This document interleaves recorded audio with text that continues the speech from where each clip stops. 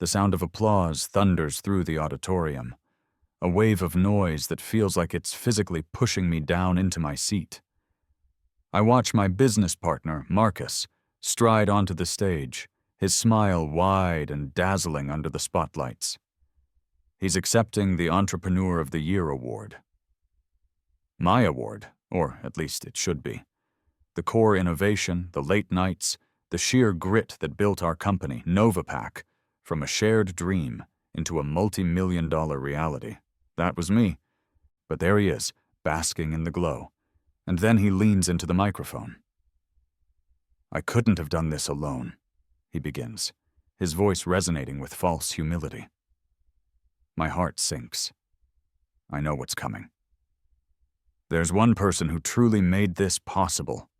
The silent partner whose unwavering support and brilliant insights were the bedrock of our success. He pauses for dramatic effect. My incredible, amazing... No, he wouldn't. He wouldn't dare. But he does. Sarah. My wife. The metallic taste of shock floods my mouth, sharp and bitter. The scratchy velvet of the tuxedo seat suddenly feels like sandpaper against my skin. I'm David Chen, co-founder and chief innovator of Novapac, and I've just become a footnote in my own success story. Again! Marcus's voice drones on, a litany of praise for Sarah. Her behind-the-scenes support, he emphasizes, her incredible intuition, her ability to see the path forward when I was lost in the details. He's painting her as the strategic mastermind, the quiet genius. And what am I, the guy who apparently just showed up? Sarah, in the front row, positively beams. She's wearing the emerald necklace I bought her for our anniversary last month. It catches the light, a cruel green spark in the dim auditorium. She even dabs at her eye, a perfect picture of moved sea. The crowd eats it up. They love a story of a supportive spouse. They have no idea. My hands clench in my lap. Every instinct screams at me to stand up, to shout, to expose this charade. But I don't. Years of navigating boardrooms, of facing down skeptical investors have taught me control. So I do the only thing I can. I force a smile. I clap along with everyone else. My applause is measured. A quiet power move in a room that's deafeningly oblivious to the real drama unfolding. I maintain my composure. On the outside, I'm the supportive husband, the proud business partner. Inside, a storm rages. The applause finally dies down. As Marcus holds the gleaming award aloft, a single spotlight catches the polished surface. It glints, and the reflection transports me. A trigger. Suddenly, I'm not in this suffocating auditorium anymore. I'm back 3 years ago, in a sterile lawyer's office, the air thick with the smell of expensive paper and ambition. Marcus and I, younger, more hopeful, were signing the partnership agreement for Novapac. His handshake was firm, his eyes bright with promises of shared glory. "To changing the world, together, David," he'd said. I remember the weight of the pen in my hand, the crispness of the paper, the naive belief that our signatures bound us to a future of mutual success. Together. What a joke that word seems now. My phone buzzes in my pocket, a discreet vibration against my thigh. I glance down, shielding the screen from prying eyes. A text message. My blood runs cold. The sender ID flashes on the screen, a name that now feels like a betrayal in itself. The message is from Sarah. "Can we talk after the ceremony? There's something you need to know." The air in the auditorium suddenly feels 10 times heavier. Something I need to know? After that public spectacle? My mind races. What more could there possibly be? The award, the speech, it was all a carefully orchestrated play.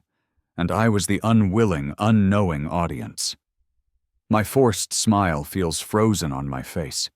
The metallic taste in my mouth intensifies, no longer just shock, but something acrid, like burning wires. The applause has faded, but a different kind of noise fills my head. A roaring silence, the sound of a foundation cracking, of a trust irrevocably shattered. Marcus is shaking hands, accepting congratulations, but my eyes are fixed on Sarah. She meets my gaze for a fleeting second, a flicker of something unreadable in her eyes before she turns away. The emerald necklace winks at me one last time, a beacon of her deceit. The ceremony isn't over, but for me, something has definitively ended. And something else, something far more dangerous, is just beginning. I have a feeling her "something I need to know" is going to be the least of my worries. It all started, as these things often do, with a shared dream. Marcus and I met in graduate school, two ambitious students with a mutual disdain for the status quo. He was the charismatic one, the networker, the guy who could sell ice to an Eskimo. I was the quiet one, the thinker, the one who found solace in algorithms and complex problem-solving. Our shared vision was eco-friendly packaging. The world was drowning in plastic, and we believed we could create a sustainable alternative that wasn't just good for the planet, but good for business. We spent countless late nights fueled by cheap coffee and even cheaper pizza, brainstorming, arguing, and eventually innovating. The real breakthrough came from my end. After months locked away, surrounded by whiteboards covered in equations, I developed the core algorithm. It was a complex piece of coding that optimized material usage and biodegradability for packaging, something revolutionary. That algorithm became the cornerstone of Novapac. It was our secret sauce, our competitive edge. I remember the exact moment it finally worked, the string of green successes messages scrolling across my monitor. It felt like I'd cracked the Da Vinci Code. Our first office was a tiny, rented room above a noisy garage. The dominant sensory anchor of that time was the constant, comforting smell of stale coffee and printer ink. We'd work 18-hour days, fueled by an almost manic energy. Marcus was out there, charming potential investors, while I was refining the tech, pushing the boundaries of what our algorithm could do. It was a perfect partnership, or so I thought. He was the front man, I was the engine. Sarah came into my life about a year into Novapac's journey. I met her at a friend's party. She was beautiful, intelligent, and seemed genuinely interested in my work, not just the potential dollar signs. She listened, asked smart questions.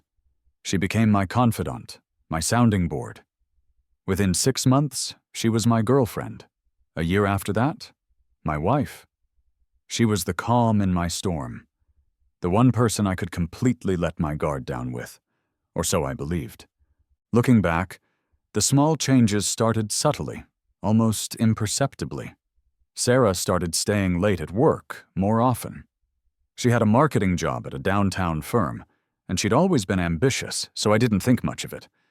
Then Marcus started knowing things about my personal life, small details that I'd only ever told Sarah. An inside joke, a preference for a certain type of music, my childhood fear of heights. When I'd ask, he'd just laugh it off. "Oh, Sarah mentioned it," or "You must have told me, Dave, old buddy." It was plausible. I was often exhausted, lost in my work. Maybe I had told him. But the frequency increased. The details became more specific. A seed of unease began to sprout. My emotional verb progression started slowly. First, I began to question. Little inconsistencies, odd remarks. Then, the questioning turned to doubt. Was I being paranoid? Was the stress of Novapac getting to me? Finally, as the coincidences piled up, the doubt morphed into a cold, creeping panic. Something wasn't right. My gut, the same intuition that had led me to the algorithm breakthrough, was screaming at me. That's when I started my quiet power move. I began documenting everything. Not in an accusatory way, but methodically, dispassionately. I created a secret file on my encrypted drive. Every odd conversation, every unexplained late night, every instance where Marcus knew something he shouldn't. It all went in. Dates, times, specifics. I told myself it was just a precaution, a way to ease my own paranoia. But deep down, I think I knew I was gathering evidence for a trial I hoped would never happen. There was one night I'll never forget. We were on the verge of losing a major client, a multi-million-dollar deal that could make or break us.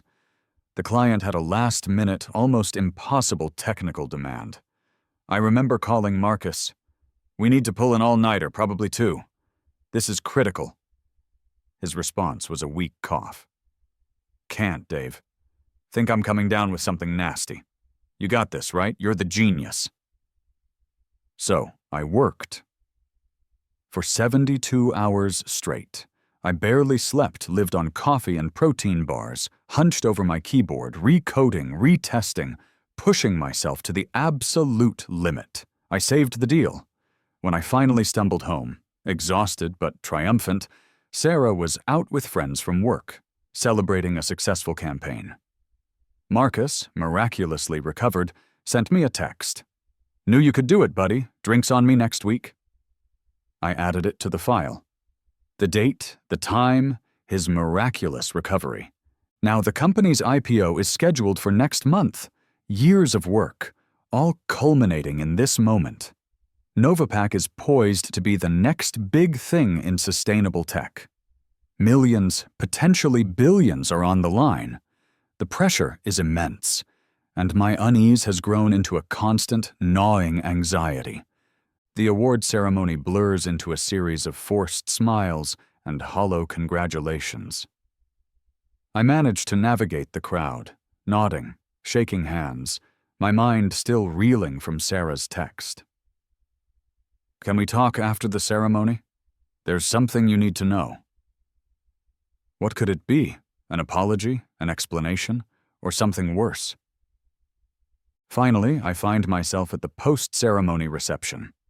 The air is thick with champagne bubbles and self-congratulatory chatter. I'm scanning the room for Sarah, my nerves frayed. And then I see them.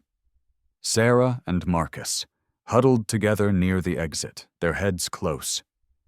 They think they're hidden by a large floral arrangement, but I have a clear line of sight.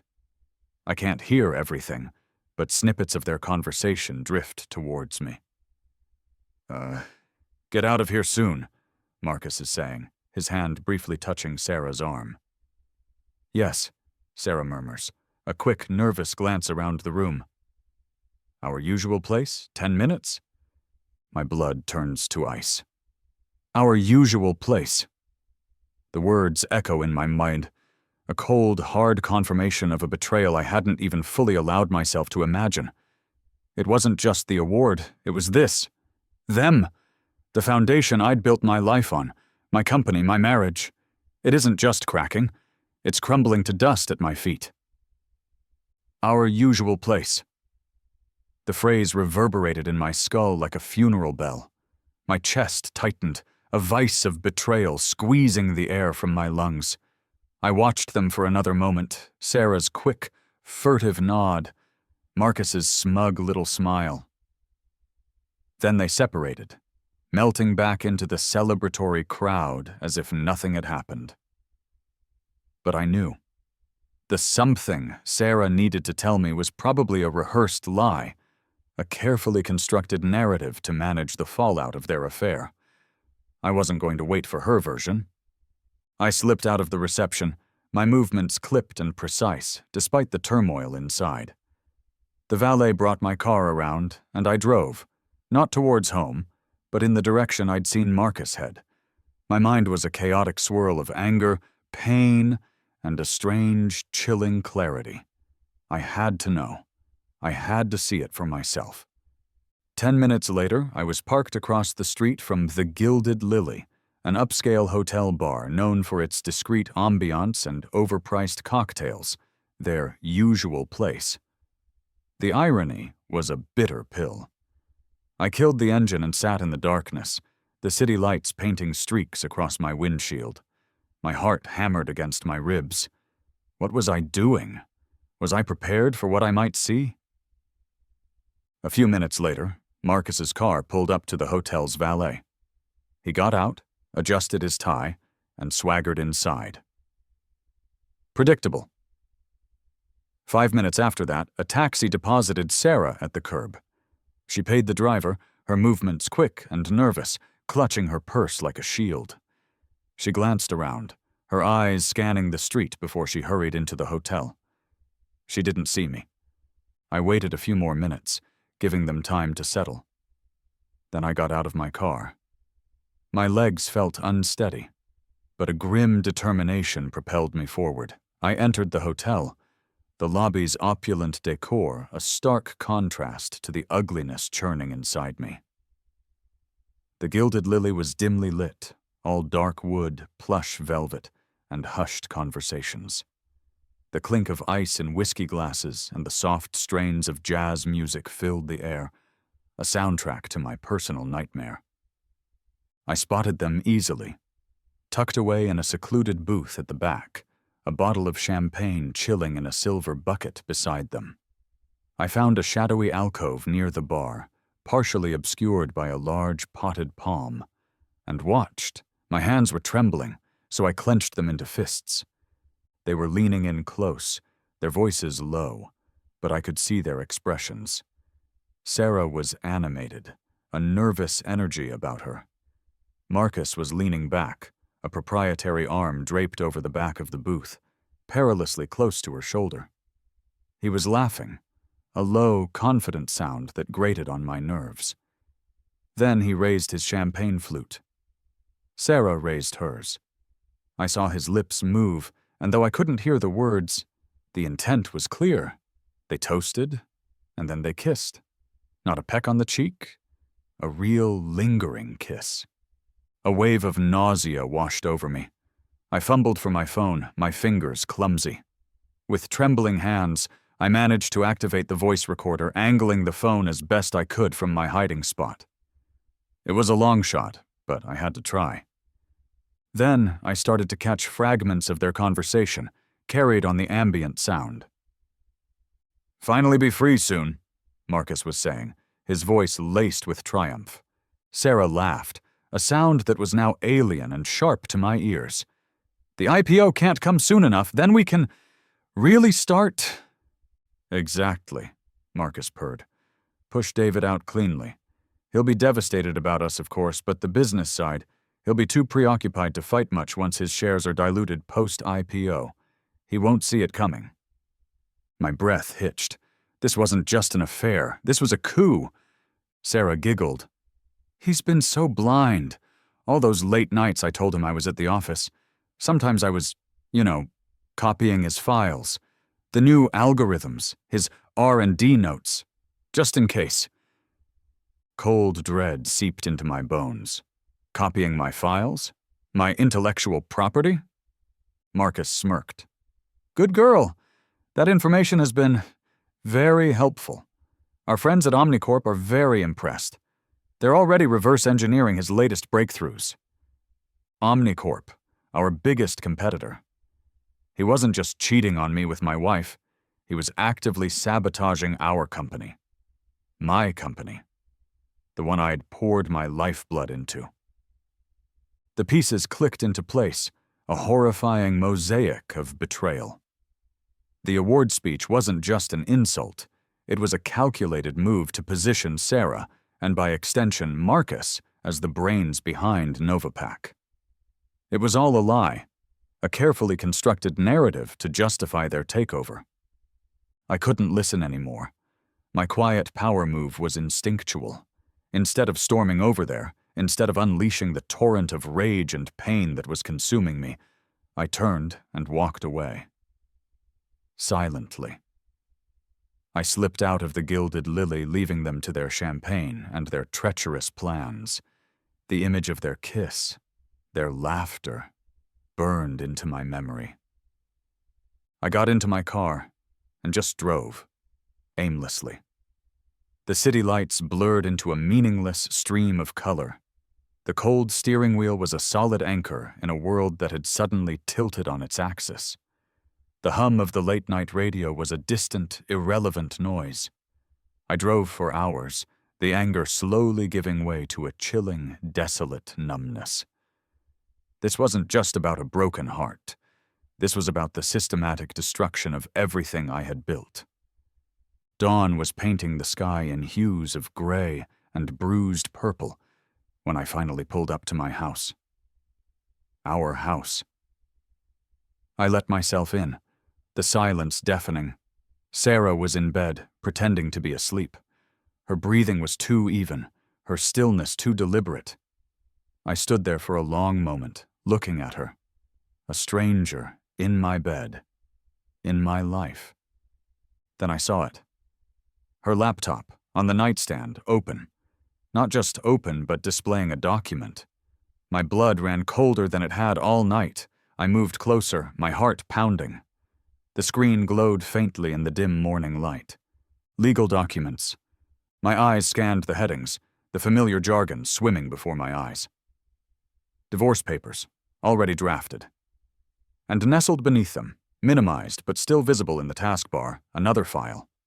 s.chen_m.thorn_share_agreement_Novapac_draft_v3.docs. A side agreement with Marcus about company shares, my shares. The betrayal was absolute. It was premeditated. It was all-encompassing. The foundation hadn't just crumbled. It had been systematically demolished, brick by treacherous brick. And I had been living in the ruins, completely oblivious. Until now? The sight of those documents on Sarah's laptop was like a physical blow. Divorce papers, a side agreement with Marcus. It wasn't just infidelity. This was a meticulously planned corporate assassination, and I was the target. The betrayal ran deeper than I could have imagined. This was corporate espionage, plain and simple, orchestrated by the two people I'd trusted most in the world. My wife, and my business partner. My mind, numb for hours, suddenly kicked into high gear. The shock was replaced by a cold, hard anger, a focused rage that sharpened my thoughts. I remembered the original partnership agreement with Marcus. I'd been insistent on certain clauses about intellectual property rights, about breaches of fiduciary duty, clauses Marcus had tried to wave away as unnecessary legal jargon between friends. Thank God for my paranoia, for my insistence. A flashback, clear and sharp. Me, sitting across from our then lawyer, a stern-faced woman named Miss Albright, pointing to a paragraph. This one, Miss Albright, I want it airtight. My original algorithms, any foundational IP I develop, remains mine if the partnership dissolves under specific circumstances, especially breach of trust or gross misconduct. Marcus had rolled his eyes. So suspicious, Dave. I held his gaze. Just thorough, Marcus. Always thorough. That thoroughness might just save me. My first call was to Ellen Rodriguez. Ellen was a retired tech mogul, a legend in Silicon Valley, and my old mentor from a university internship program. She'd sold her own company for billions a decade ago, and now spent her time tending her elaborate greenhouses and occasionally advising bright young things like me.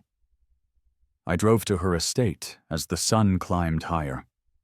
The opulence of her surroundings a stark contrast to the wreckage of my life. I found her in the main greenhouse, the air thick with the sweet, earthy smell of ripening tomatoes and rich soil. She was pruning a stubborn vine, her movements precise and economical.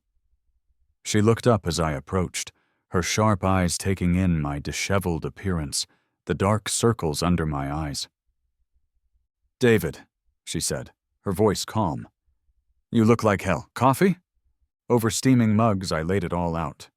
The award, the bar, the documents, everything. She listened patiently, her expression unreadable. When I finished, She set her mug down. "Marcus Thorne," she said, her voice tight with a controlled anger I rarely heard from her. "I had a feeling about him." "What do you mean?" "He approached me about 6 months ago, David. Wanted my backing for some restructuring at Novapac. Said your commitment was declining, that you were becoming erratic. He was testing the waters, seeing if I'd support him if he made a move against you." My stomach twisted. "And you didn't tell me?" Ellen sighed, her gaze softening. "I didn't have proof, David. Just a bad feeling. And frankly, I thought you'd see through him. He's always been ambitious, but I never pegged him for this level of treachery, or Sarah, for that matter." She paused. "He even hinted that Sarah was on his side, that she was worried about you too." The manipulation was even more insidious than I'd realized. A cold resolve settled over me. This wasn't just about salvaging what I could, it was about fighting back. My first quiet power move was already in motion, something I'd built into Novapac's core systems years ago, a digital deadman switch. I'd designed a hidden protocol within our primary algorithm, a secure logging system that tracked all high-level access and data transfers, completely invisible to anyone but me. If specific sensitive files were copied or accessed without my direct authorization codes, it would flag them and create an immutable record. I'd created it as a failsafe against external hacking, never imagining I'd need it against my own partner. I pulled out my secure tablet and, with a few taps, activated a deeper layer of the protocol, one that would begin discreetly walling off my original IP from the main network, creating a separate encrypted archive only I could access. Marcus and Sarah thought they were copying my work. They were, but they were also tripping silent alarms. The next few days were a surreal performance. I went home, pretended nothing was wrong. Sarah was a wreck, oscillating between feigned concern for my moodiness and attempts at seduction. She kept asking about my plans for the IPO, about any backup plans I might have. "Just in case things get complicated, David," she'd purr, her hand tracing patterns on my arm. It was all I could do not to recoil. The emotional tension was a constant thrum beneath my skin. I played the part of the oblivious husband, all while internally burning with a rage so intense it was almost a physical pain. I was gathering data, watching her, listening. My investigation into Marcus yielded quick, damning results. He hadn't just been feeding information to Omnicorp. He'd been actively shopping our core technology to at least 3 other competitors. He was trying to start a bidding war to maximize his payout before scuttling Novapac entirely after the IPO enriched him. He was a parasite, preparing to kill the host. The ticking clock accelerated.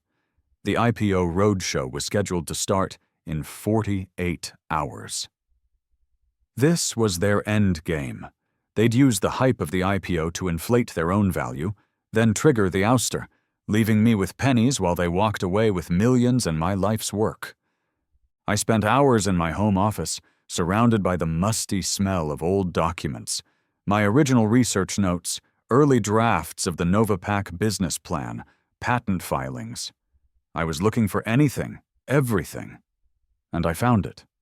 Tucked away in a box of Sarah's old university papers, a place she thought I'd never look, was a journal. Not a recent one, but from over a year ago. My blood ran cold as I read the entries. Her doubts about me, planted and watered by Marcus. His insidious suggestions that I was planning to cut them both out. His promises of a future where they would be in control, where she would finally get the recognition she deserved. They had been planning this for over a year. The depth of the conspiracy was staggering. My second quiet power move was to protect what was unequivocally mine. I spent a frantic day with a new legal team, transferring all my personal intellectual property algorithms and innovations developed before Novapac, and those developed outside of my contractual obligations to it, to a new, secure legal entity under my sole control. It was a desperate measure, but a necessary one. The evening before the roadshow was set to begin, my phone rang. An unfamiliar number with a Washington, D.C. area code. "Mr. David Chen?" a formal voice asked. "Yes?" "This is Agent Davies from the Securities and Exchange Commission. We need to speak with you regarding some irregularities in the Novapac IPO filing. Can you meet with us tomorrow morning?" The line went dead. Irregularities. SEC. My heart hammered. It was happening. But not in the way Marcus and Sarah had planned. The game had just changed. The SEC office was exactly as sterile and soulless as I'd imagined. I sat in a small, windowless conference room, the air tasting of stale coffee and the low, incessant buzz of fluorescent lights, a counterpoint to the frantic thumping in my chest. Across the polished table, 2 investigators, Agent Davies, and a stern-faced woman named Agent Sterling, regarded me with practiced neutrality. "Mr. Chen," Davies began, his voice flat, "we've been looking into Novapac's upcoming IPO, and certain information has come to our attention regarding potential insider trading and intellectual property theft." He slid a folder across the table. My name was on it. I opened it. Inside were printouts of emails, financial transfers I didn't recognize, and heavily redacted reports. My mind reeled. They knew. But how much did they know? And how had they found out so quickly? "We believe," Sterling interjected, her gaze sharp, "that your partner, Marcus Thorne, has been systematically funneling proprietary Novapac technology to several competitors, including Omnicorp. We also have evidence suggesting he and your wife, Sarah Chen, have been manipulating stock options and planning to unlawfully dilute your shares post-IPO. It was all there, laid out in black and white. My secret fears, the horrifying discoveries of the past few days, confirmed by the federal government. A strange sense of vindication mixed with the dread. I wasn't crazy. I wasn't paranoid. Then Agent Davies dropped the bombshell. "This investigation has been ongoing for several months, Mr. Chen. We were first alerted to potential irregularities by a confidential informant." He paused, letting the words hang in the air. "Someone who knows you and Mr. Thorne quite well. Someone who has been instrumental in guiding our inquiries." My mind raced. Who? Who could it be? Someone close enough to know the inner workings of Novapac? Someone with the integrity to go to the SEC? "Ellen Rodriguez," Sterling said, as if reading my thoughts. Ellen, my mentor, the kindly woman tending her tomato plants. My jaw figuratively hit the floor. Ellen had been working with the SEC? The pieces began to click into place. Her vague suspicions about Marcus, her almost too casual questions about Novapac's security protocols when I'd last seen her. She hadn't just suspected Marcus. She'd been actively building a case against him, protecting me from the shadows while she gathered the evidence. A wave of gratitude, so profound it almost brought tears to my eyes, washed over me. I wasn't alone in this fight. The emotional climax of the meeting arrived with Sterling's next question. "Mr. Chen, we understand your wife is involved. We need to know where your loyalties lie. Are you prepared to cooperate fully with this investigation, even if it implicates Sarah Chen?" The choice: protect Sarah. The woman I had loved, the woman who had betrayed me so completely, or seek justice for myself, for Novapac, for the years of work she and Marcus had tried to steal. The fluorescent lights buzzed louder, the stale coffee smell suddenly suffocating. I thought of Sarah's face in the bar, laughing with Marcus. I thought of the divorce papers, the side agreement. I thought of her feigned concern, her manipulative seductions. My quiet power move was a simple nod. "I am prepared to cooperate fully," I said, my voice surprisingly steady. I reached into my briefcase and pulled out a secure hard drive, the one containing my secret documentation, the logs from the hidden protocol, copies of the journal entries, the evidence I'd painstakingly gathered. I believe this will be of interest to you. As Davies and Sterling began to examine the contents of the drive, the full weight of the betrayal hit me with renewed force. It wasn't just the business. It was us. I flashed back to all those times Sarah had shown a sudden, intense interest in a specific aspect of my work, her casual questions that now seemed anything but. Just curious, honey, how does that new encryption layer work? Or, Omnicorp is struggling with their new product line, aren't they? What do you think their main flaw is? She hadn't been curious. She'd been mining me for information from Marcus. Just then, my phone, sitting on the conference table, lit up. Marcus. His name flashed on the screen, a beacon of his impending doom. I let it go to voicemail. A few seconds later, it buzzed again. A frantic text from him. "Dave, system lockdown, can't access core files, WTF is going on, call me." I allowed myself a small, grim smile. My hidden protocol. When I'd activated the deeper layer, it had not only archived my IP, but had also triggered a series underscore of cascading security measures if anyone tried to access or move large blocks of sensitive data without my unique override codes. Marcus, in his greed and panic, had likely tried to download everything before the IPO, and had instead tripped every digital wire I'd ever laid. He was caught in his own net. The ticking clock was no longer just mine.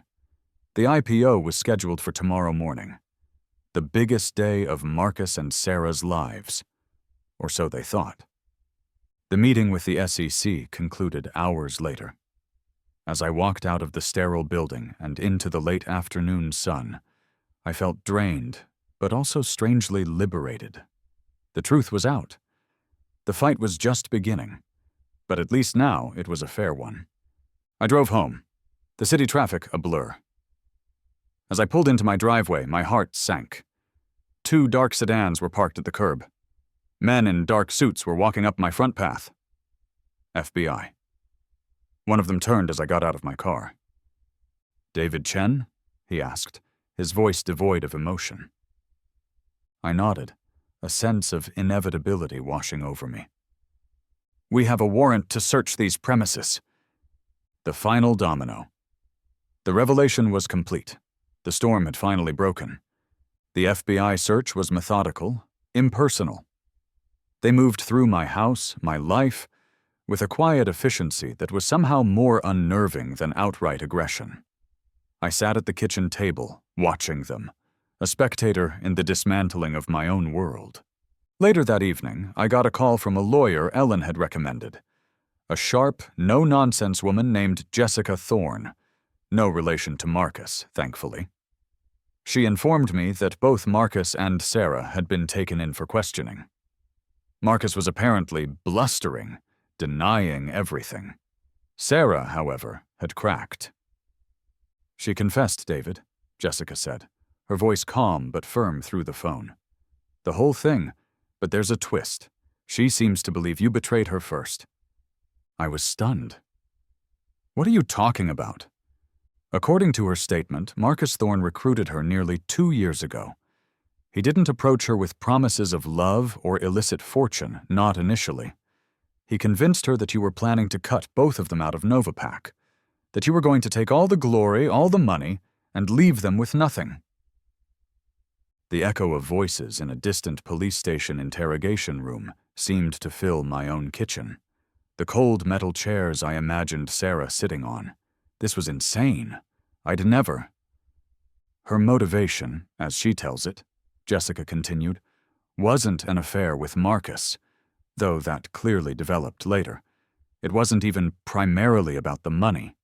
She genuinely believed she was protecting herself and even Marcus from your inevitable betrayal. He fed her a steady stream of lies, showed her forged documents, emails, financial projections, all suggesting you were maneuvering to consolidate power and push them out. Emotional devastation, sharp and swift, pierced through my numbness. Our entire marriage, the trust I thought we'd shared, had been built on a foundation of manufactured distrust, a narrative skillfully woven by Marcus. All those late nights I'd spent at the office, pushing Novapac forward, she'd seen them as evidence of my secret plotting against her. His poison had worked perfectly. My quiet power move during this phase was unintentional, born more out of shock and a strange, lingering protectiveness than any grand strategy. When the FBI had their own questions for me later, mostly procedural, I remained largely silent about Sarah's direct involvement beyond what they already knew. I confirmed timelines, explained technical details, but I didn't offer up the more personal betrayals, the emotional daggers she'd wielded at Marcus's behest.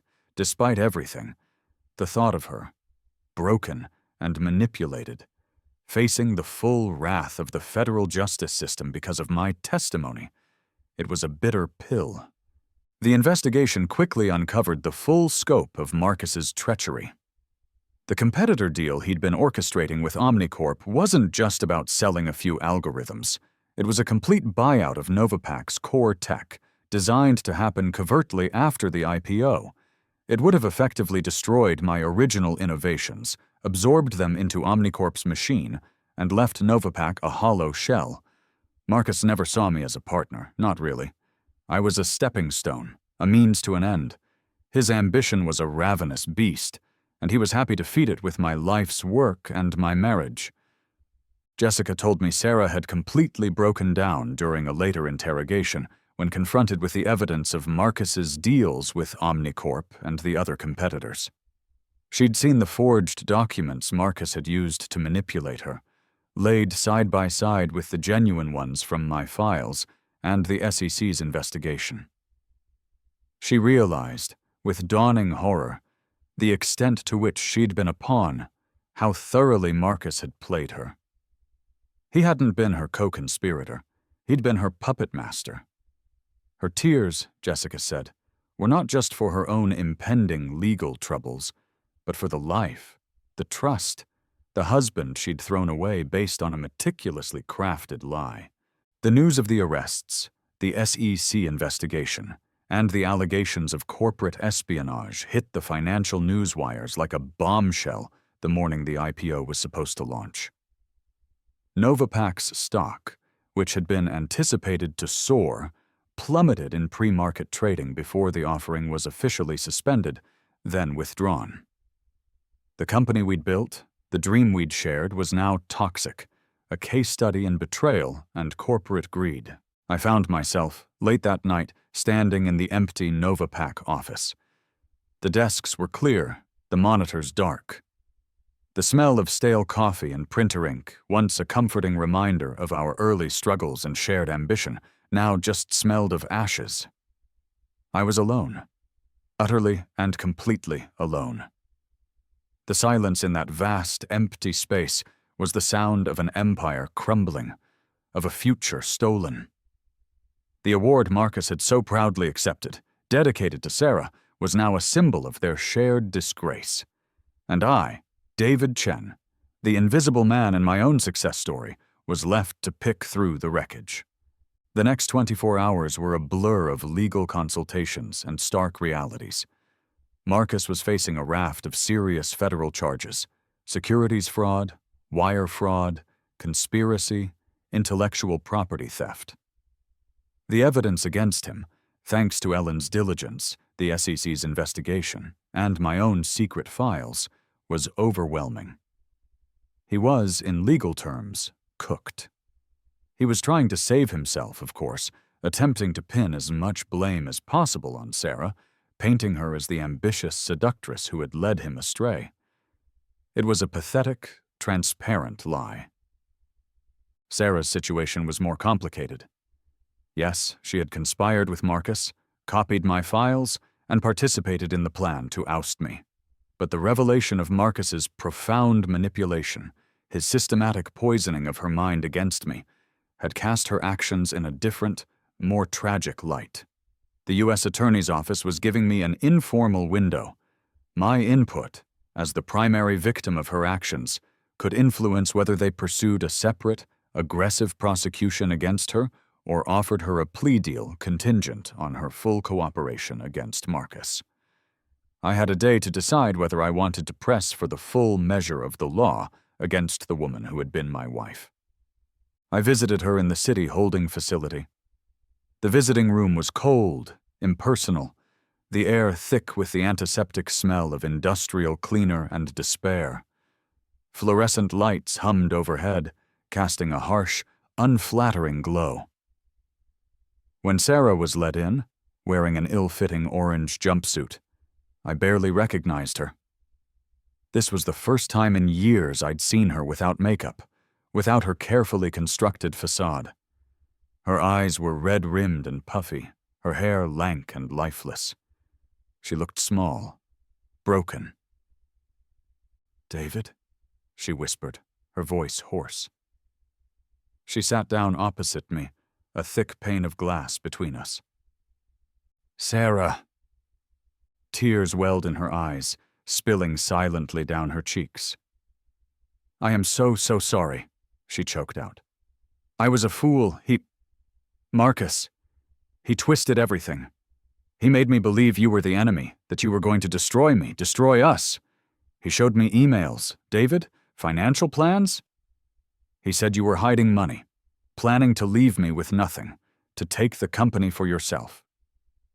She recounted the lies, the subtle manipulations, the way he'd preyed on her insecurities, her ambitions, turning her against me piece by insidious piece.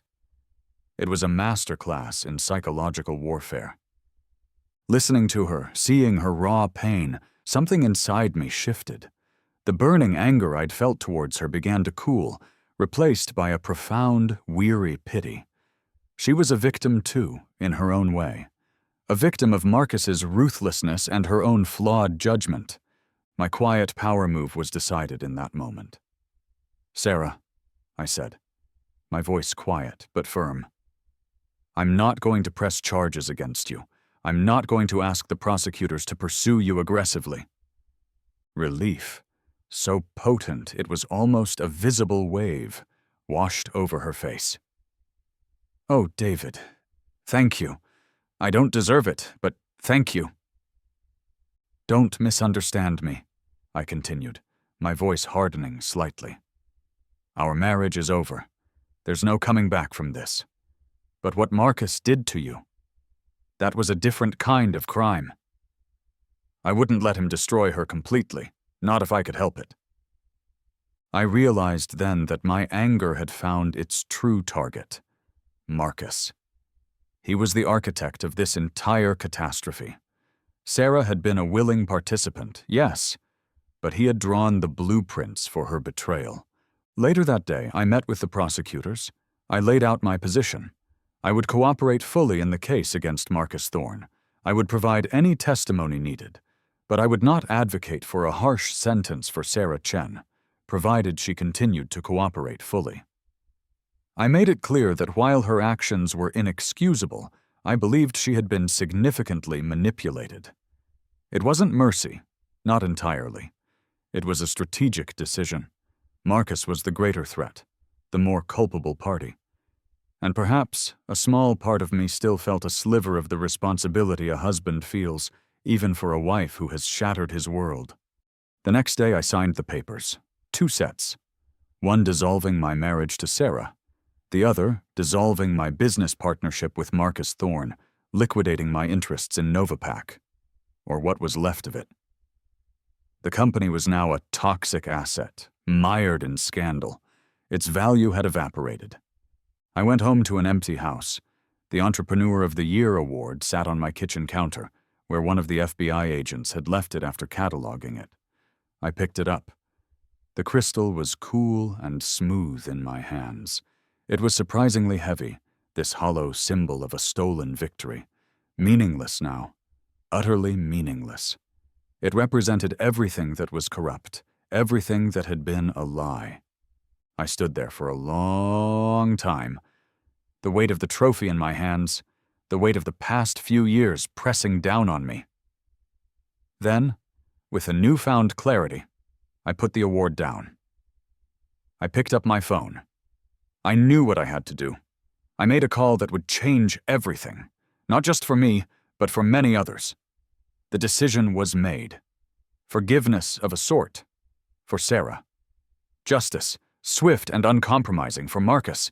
And for myself, a new path. One I would forge alone, out of the ashes of my old life. A week later, I stood at a podium, not in a grand auditorium, but in a modest conference room at the downtown community center.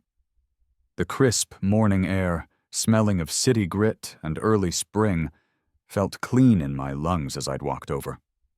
A small gathering of local press, tech bloggers, and representatives from various nonprofits were in attendance. Ellen Rodriguez sat in the front row, a small, encouraging smile on her face. This was my stage now. Not one Marcus had built, but one I was claiming for myself. "Good morning," I began, my voice amplified slightly by the microphone. "Many of you know me, or think you do, as the co-founder of Novapac.